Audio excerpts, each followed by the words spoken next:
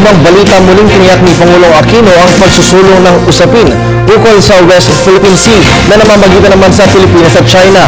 Ito ay sa kanyang pagdalo sa 21st ASEAN Summit sa Cambodia. Nakatakdang tumulak bukas ang Pangulo patungong Cambodia para sa naturang pulong sa ASEAN. Si Elena Luna nag-uulat. Isusulong ni Pangulong Aquino sa gaganating ASEAN Summit sa Cambodia ang usapin ng West Philippine Sea. Sinabi ito ng Pangulo sa panayam ng media matapos ang kanyang talumpati sa Top Level Management Conference ng kapisanan ng mga broadcaster ng Pilipinas o KBP sa Tagaytay City.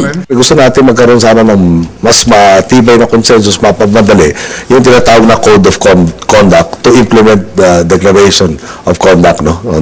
Sa ngayon, yung isa sa mga pangunahin natin pakinga, sa ASEAN, paalala ko lang, 10 miyembrong bansa ng ASEAN, 4 ang claimant countries doon sa spot list, nakabilang sa West Philippine Sea, South China Sea. Medyo naging mainit, no? From last year, nung yung maritime legal service contract na nag-explore na naitaboy, kailangan ng check ng mga patakaran dyan para magkaroon ng estabilidad. So, 4 sa ASEAN, magkakasundo-sundo, pwede na tayo kumausap doon sa other claimants hindi member ng ASEAN, pero dahil nangako tayong ASEAN centrality, kailangan isa boses ng ASEAN, yung tatrabahoy natin na magkaroon ng isang boses tungo dito.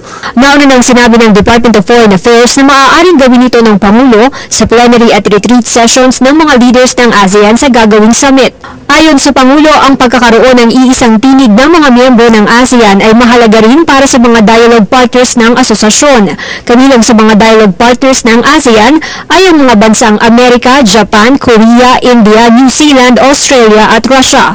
Dialogue partner din ng ASEAN ang bansang China na nakatakdang magpalit ng liderato. One way or the other, importante ang mga ekonomiya na may katatagan yung masabi natin patakaran dito sa West Philippine Sea, South China Sea para nga magpatuloy na maging driver ng world economy ang Asian region. Sa huling summit noong Abril, nabigo ang ASEAN na magkaroon ng tinatawag na joint communique. Hindi nagkaroon ng konsensus sa panukalang Code of Conduct on the South China Sea. Habulin natin na meron tayong unity within ASEAN.